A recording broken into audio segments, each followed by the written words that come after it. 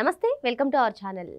ఆంధ్రప్రదేశ్లో జగన్ ప్రభుత్వ హయాంలో వేలాది కోట్ల రూపాయలతో జరిగినటువంటి లిక్కర్ స్కామ్లో ఇప్పటికే దాదాపు 12 మంది అరెస్ట్ అయి ఉన్న సంగతి మనకి తెలిసిందే. ఇంకా చాలా మంది మీద కూడా అభియోగాలు ఉన్నాయి. మరి ఇప్పటికే రాజకేశ్వరరెడ్డికి సంబంధించినటువంటి ఆస్తుల జప్తుకు కూడా ప్రభుత్వం ఆదేశించిన సంగతి తెలిసిందే. మరి ఇలా నిందితులు ఈ స్కామ్లో పాల్గొన్న వాళ్ళందరి నుంచి కూడా రెవెన్యూ రికవరీ యాక్ట్ చట్టం కింద రెవెన్యూ రికవరీ చేస్తే అసలు ఏం జరగబోతుంది తెలుసుకునే ప్రయత్నం చేద్దాం. దీన్ని విశ్లేషించడానికి మనతో పాటుగా ఉన్నారు ప్రముఖ రాజకీయ సామాజిక విశ్లేషకులు అప్పసాని రాజేష్ గారు. నమస్తే సార్. నమస్తే.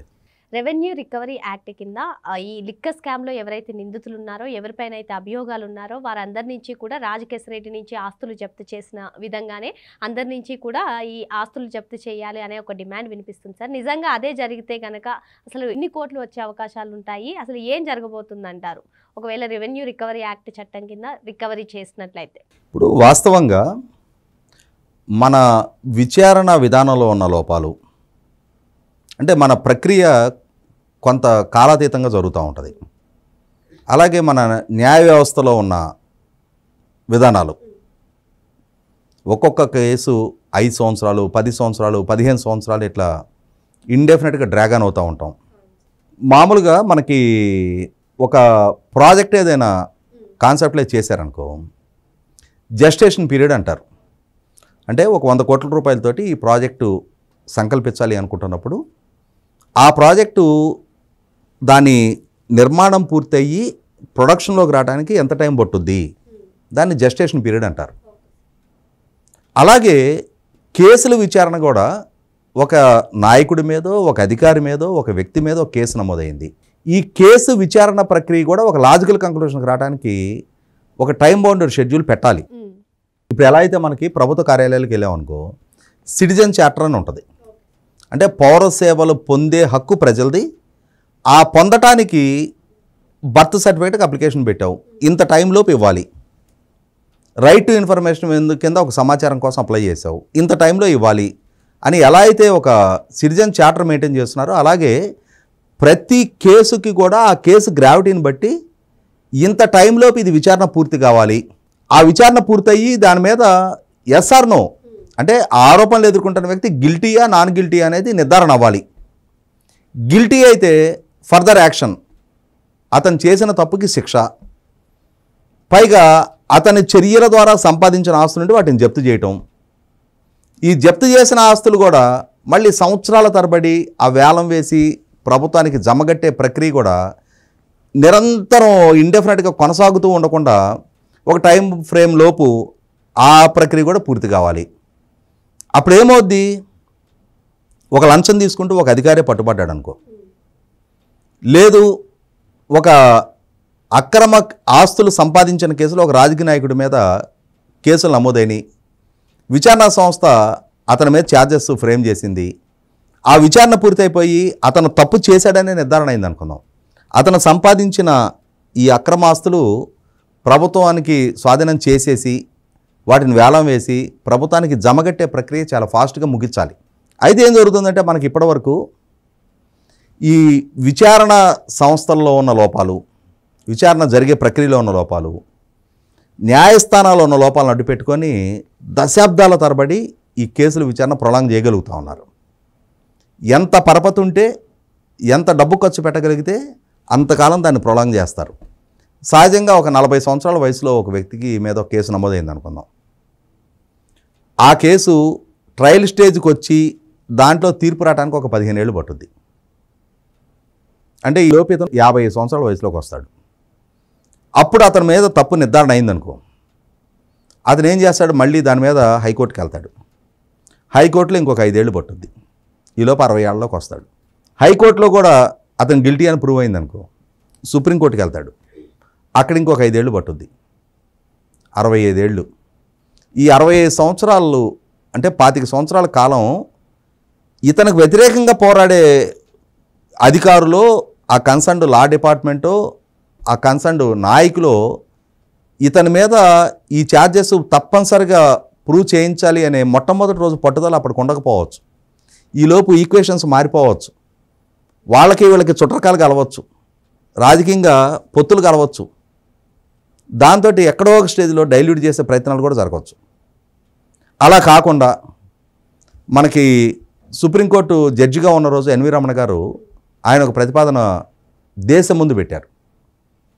దేశవ్యాప్తంగా ఉన్న ప్రజాప్రతినిధుల మీద నమోదైన కేసులు ప్రత్యేక కోర్టులు ఏర్పాటు చేసి రోజువారీ ప్రాతిపదిక మీద విచారణ చేసి 1 సంవత్సర కాలంలోగా వాటి మీద తీర్పు వెలువరించండి అని చెప్పని. అలా చెయ్యరు. అలా చేస్తే వీళ్ళకి సంబంధించిన బతుకు మొత్తం బస్టాండ్ అయిపోద్ది. అలా చేయకుండా వీళ్ళకున్న పరపతితోటి సుప్రీంకోర్టు స్వయంగా చెప్పిన ఆదేశాలను కూడా, స్వయంగా ఇచ్చిన ఆదేశాలను కూడా పెడచవని పెట్టేసి ఏ రాష్ట్రంలో కూడా ప్రత్యేక కోర్టులు ఏర్పాటు జరగలే ఇప్పటిదాకా. ఏ రాజకీయ పార్టీకి సంబంధించిన, ఏ నాయకుడికి సంబంధించిన ఏ కేసులో కూడా స్పెషల్ కోర్టులు కాన్స్టిట్యూట్ చేసి రోజువారీ ప్రాతిపదిక మీద విచారణ జరపరు. ఒకటి విషయంలో అలా జరిపితే మిగిలిన వాళ్ళ మీద కూడా జరపాల్సి వస్తుంది కదా. అందుకని అక్కడికి వచ్చేటప్పటికి ఒకరికొకరు అలైబలై ఒకరికొకరు సహకరించుకుంటారు. You scratch my back, I scratch your back. దాంతో ఏమైపోయింది, ఇవాళ మనం కొన్ని చెప్పుకుంటూ ఉంటాం. ఇప్పుడు రాజకేశ్ రెడ్డి ఆస్తులు జప్తు చేసుకున్నారు కదా, అలాగే మిగిలిన వాళ్ళందరూ ఆస్తులు కూడా జప్తు చేసేసి ఆ ఆస్తులన్నీ రికవర్ చేసి ప్రభుత్వానికి జమ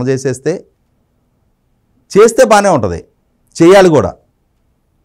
కానీ పెద్దవాడి దగ్గరికి వచ్చేటప్పటికి తమలపాకుతో కొడితే అదే చట్టం చిన్నవాడి దగ్గరికి వచ్చేటప్పటికి తలుపు చెక్కతో కొడుతుంది. పెద్దవాడిని కూడా చట్టం తలుపు చెక్కతో కొట్టగలిగితే చట్టం నుంచి ఎదురుకాబోయే కాన్సిక్వెన్సెస్ ఇవి అని చెప్పిన భయం కలిగిస్తే అప్పుడు మొట్టమొదట తప్పు చేస్తే ఎక్కడో దగ్గర సమాధానం సంజాషించుకోవాల్సి వస్తేనే భయం కలుగుతుంది. అలా కలిగినప్పుడు తప్పు చేయకుండా ఉండటానికి ప్రయత్నం చేస్తాడు, అక్రమ సంపాదనకు పాల్పడకుండా ఉండటానికి ప్రయత్నం చేస్తాడు, ప్రజలిచ్చిన అధికారాన్ని దుర్వినియోగం చేయకూడదని చెప్పనే బాధ్యత వ్యవహరిస్తాడు. అలా వ్యవహరించాలి అనంటే చట్టం కఠినంగా వ్యవహరించాలి. టైం ఫ్రేమ్లో సుప్రీంకోర్టు ఆదేశాలు ఇచ్చిందని కాదు, ఆదేశాలు ఇచ్చినా ఇవ్వకపోయినా ఒక స్టిపులేటెడ్ టైంలో ఈ కేసు విచారణ ముగించాలి. ఇంత టైం ఫ్రేమ్లోపు నేను ఈ కేసుని ముగించేస్తా అని చెప్పిన చిత్తశుద్ధితో అంకితభావంతో కనుక న్యాయస్థానాలు నేను నమోదు చేసిన కేసు, ఆ కేసులో విచారణ ఎదుర్కొంటున్న వ్యక్తి అతను ఏ స్థాయి ఏ హోదాలో ఉన్నా సరే నా దృష్టిలో అతను ఒక అక్యూజ్డ్ అంతే,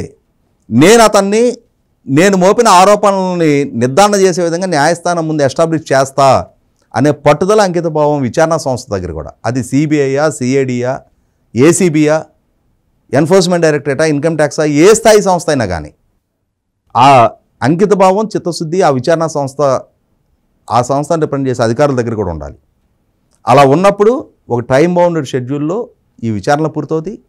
వాళ్ళకి సంబంధించిన అక్రమ ఆస్తులన్నీ కూడా జప్తు చేయబడతాయి. ఆ ఆస్తులు కూడా, ఆ లిక్విడేషన్ ప్రాసెస్ కూడా ఒక టైం ఫ్రేమ్లో ట్రాన్స్పరెంట్గా ఆస్తులు వేలం వేయగలుగుతారు. ఎందుకంటే ఇక్కడ ఒక అంశం చెప్తాను నేను.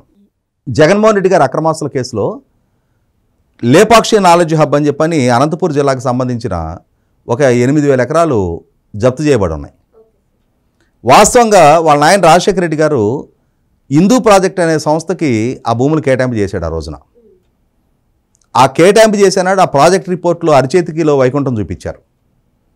అక్కడ యూనివర్సిటీలు వస్తాయి, రెసిడెన్షియల్ టౌన్షిప్లు వస్తాయి, పారిశ్రామిక సంస్థలు గ్రౌండింగ్ అవుతాయి, వేలాది మందికి ఉపాధి కల్పన జరుగుద్ది, ఆ ప్రాంతం ముఖచిత్రం మారుద్ది అని చెప్పని రైతుల దగ్గర నుంచి భూములు తీసుకున్నారు.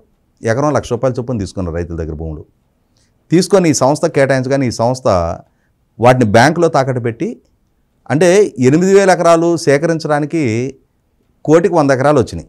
అంటే ఆ 8,000 ఎకరాలు సేకరించడానికి వాళ్ళకి 100 కోట్లు కూడా ఖర్చు కాల. దాన్ని బ్యాంకులో 1,100 కోట్లకి మార్టిగేజ్ చేశారు. 1,100 కోట్లు తెచ్చుకున్నారు. తెచ్చుకొని వాళ్ళు వేరే వేరే వ్యాపారాలు చేసుకున్నారు. ఆ స్థలానికి కాంపౌండ్ వాళ్ళు కూడా కట్టల. గ్రాడ్యువల్గా బ్యాంక్ ఆఫ్ కన్సార్షియం వాళ్ళు ఈ లోన్ ఇచ్చారు. ఈ ఇంట్రెస్టులతో అక్యుములేట్ అయ్యేది 4,500 కోట్లకు చేరింది. ఈలోగా ఈ భూములు వచ్చేటప్పటికి బెంగళూరు, హైదరాబాదు నేషనల్ హైవే పక్కనే 2 వైపులా ఉంటాయి. చిలమత్తూరు అనే గ్రామం దగ్గర హైవేకి 2 వైపులా 10 కిలోమీటర్ల స్ట్రెచ్లో ఉంటాయి. అంత పొడవును ఉంటాయి. అంటే ఎంత ప్రైమ్ ప్రాపర్టీ. ఒక్కొక్క ఎకరం కోట్ల ఖరీదుకి చేరింది. 4,500 కోట్ల రూపాయలు వీళ్ళు బ్యాంకులకు లోన్లు ఎగ్గొట్టున్నారు. అంటే ఎకరం 50 లక్షల చొప్పున వేసుకున్నా కూడా లోను అనా పైసలతో కట్టేయచ్చు. అలా చేయలే. వీళ్ళు ఏం చేశారు, చేతులెత్తేశారు, ఇన్సాల్వెన్సీ పిటిషన్ ఫైల్ చేశారు. ఫైల్ చేసి ఇష్యూ నేషనల్ కంపెనీ లా ట్రిబ్యునల్కి చేరింది. జగన్మోహన్ రెడ్డి గారి మేనమామ మొన్న తిరుపతి దేవస్థానం బయట ప్రెస్ మీట్ పెట్టాడు కదా, రవీంద్రనాథ్ రెడ్డి, కమలాపురం ఎక్స్ఎమ్మెల్యే. ఆయన కొడుకు ఆ ఎన్సీఎల్టీలో 8,000 ఎకరాలు సుమారుగా 10,000 కోట్ల ఖరీదు చేసే భూమి 500 కోట్లకి అతని పేర బిడ్డింగ్ చేసేసుకున్నాడు. అంటే ఆస్తులు విలువేంటనేది ప్రభుత్వానికి ప్రజలకు ఒక స్పష్టత ఉంది. కానీ ఈ పై వాళ్ళు ఈ చేతులు మార్చుకునే ప్రక్రియ చూడు ఎలా జరుగుతూ ఉందో. నేను అందుకే అంటుంది, ఆ లిక్విడేషన్ ప్రాసెస్ కూడా ట్రాన్స్పరెంట్గా జరగాలి. దాన్ని సామాన్యుడికి తెలియనీయకుండా ఎవడో పెద్దవాళ్ళు దొంగలు ఊళ్ళు పంచుకున్నట్టుగా వాళ్ళు పనిచేసుకుంటే అంతిమంగా ఈ విచారణ చేసి ఈ ప్రక్రియ అంతా కొనసాగి పలానావాడు తప్పు చేశాడని నిర్ధారణ చేసి ప్రయోజనం ఏంటి? అంతిమంగా లబ్ధి ప్రభుత్వానికి చేరాలి. ప్రభుత్వానికి చేరితే ప్రజలకు చేరినట్టు, ప్రజల ఆస్తుంది. దాన్ని కొద్దిమంది పిడికెడు మంది వాళ్ళు ఎంజాయ్ చేసేసి ఇవాళ నువ్వు ప్రభుత్వానికి ఒక ప్రాజెక్ట్ రిపోర్ట్ సమర్పించి 8,000 ఎకరాలు పొంది దాని మీద 1,100 లోన్ తెచ్చుకొని 1,100 కోట్లు లోన్ తెచ్చుకొని నువ్వు ఇవాళ దివాళా పిటిషన్ ఫైల్ చేసేగానే ఆ హిందూ ప్రాజెక్ట్ శ్యాంప్రసాద్ రెడ్డి అతను ఎందుకని గిల్టీగా అతన్ని తీసుకొచ్చి చట్టం ముందు నిలబెట్టట్లా? నువ్వు 100 కోట్ల రూపాయలతోటి ప్రభుత్వం ద్వారా కేటాయింపు చేసుకొని 1,100 కోట్లకి బ్యాంకులో రుణం తెచ్చుకొని నువ్వు చెప్పిన ప్రభుత్వానికి అష్యూర్ చేసిన ప్రాజెక్ట్ ఎస్టాబ్లిష్ చేయలేదని చెప్పని అతను ఎందుకని ప్రాసిక్యూట్ చేయాల? అంటే ఇక్కడ జరుగుతున్నది 100కి 100 పాళ్ళు 20 ఏళ్ల నాడు 1,100 కోట్లు, ఇవాళ కాదు. ఈ 20 ఏళ్ళు వాళ్ళ లైఫ్ గడిచిపోయింది. ఆ 1,100 కోట్లు పెట్టి వాళ్ళు హ్యాపీగా వాళ్ళ విలాసాలన్నీ చేస్తుంటారు, వాళ్ళ విందులు వినోదాలు వాళ్ళ విలాసాలన్నీ. ఇవాళ అంతిమంగా నష్టపోతుంది ఎవరు? 4,500 కోట్లు బ్యాంకులు నష్టపోయినాయి. ఒక పక్క ఎన్పిఏలు బ్యాంకులకు గుదిబండలుగా మారుతున్నాయి అని చెప్పని 2019 ఎన్నికలకు ముందు నరేంద్ర మోడీ గారి ప్రభుత్వం బెయిల్అవుట్ కింద 2 లక్షల కోట్ల రూపాయల ప్యాకేజ్ బ్యాంకులకు ఇచ్చింది. కానీ బ్యాంకుల్లో ఈ విధంగా ఈ పెద్దవాళ్ళకి ఈ దోపిడీ జరుగుతూ ఉంది. 100కి 100 పాళ్ళు వీటిని అరికట్టబడాలి అని అంటే వ్యవస్థలు వేగవంతంగా పనిచేయాలి, సమర్థంగా పనిచేయాలి. టైం ఫ్రేమ్ అనేది చాలా ఇంపార్టెంట్. నువ్వు ఎప్పుడో ఒక 30 ఏళ్ళకి న్యాయం చెప్తే ఉపయోగం లేదు. Justice delayed is justice denied అన్నారు. అంటే న్యాయం లేట్ అయ్యే కొంది న్యాయం నిరాకరించినట్టుగానే భావించాలి. మరో అంశంతో మళ్ళీ కలుద్దాం. Thank you sir.